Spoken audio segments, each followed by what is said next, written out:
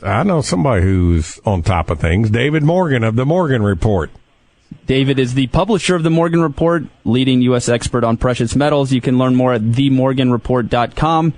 David, welcome to the program. Jason, great to be with you. David, how you doing today, buddy?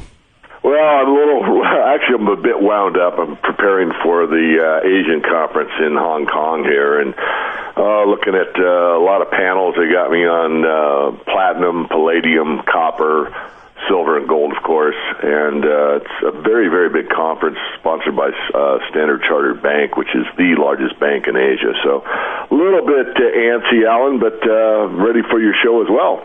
What time do you have your conference? It's actually in a couple days. It's almost like a 17-hour flight to Hong Kong, so you kind of lose a day going and gain a day coming back. But it's Wednesday and Thursday of this week.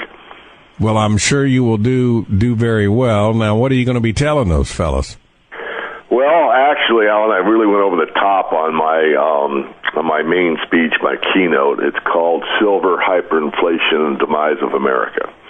And so I'm going to be covering all of those topics, a lot of monetary history, a lot of what happened in the last depression to precious metals, and what happened to base metals, and then, of course, the demise of America. And it's not as bad as the title sounds, but certainly we have been in a major downtrend in real terms, not in inflation terms, but in real terms, since about 1976. And what that means is the average worker in America has had a declining lifestyle from 1976 to present day. That's not everybody, and you might have got more quote-unquote money. In other words, your salary might be bigger, but your purchasing power has continually gone down for the average person.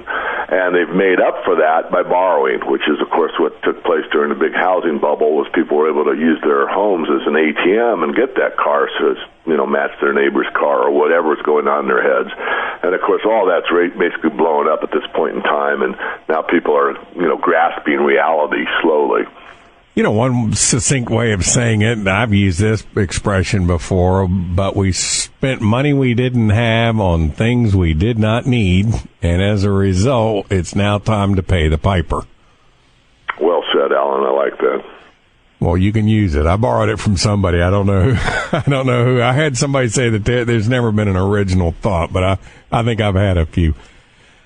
These central bankers right now around the world are threatening some more coordinated action. That was the rumor that sparked that 200-point rally in the last hour of yesterday's session.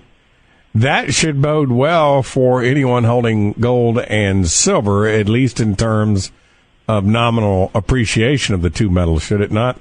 I believe so, and I actually believe doing nothing does as well. I mean, I'm so bullish at this point because the metals are a crisis hedge or an uncertainty hedge, and this stuff isn't working. The bankers know it isn't working, but, it does quell the markets or surprise the markets or help the markets on a very momentary basis. But everyone's in this condition of hope that, we hope that this will work or whatever.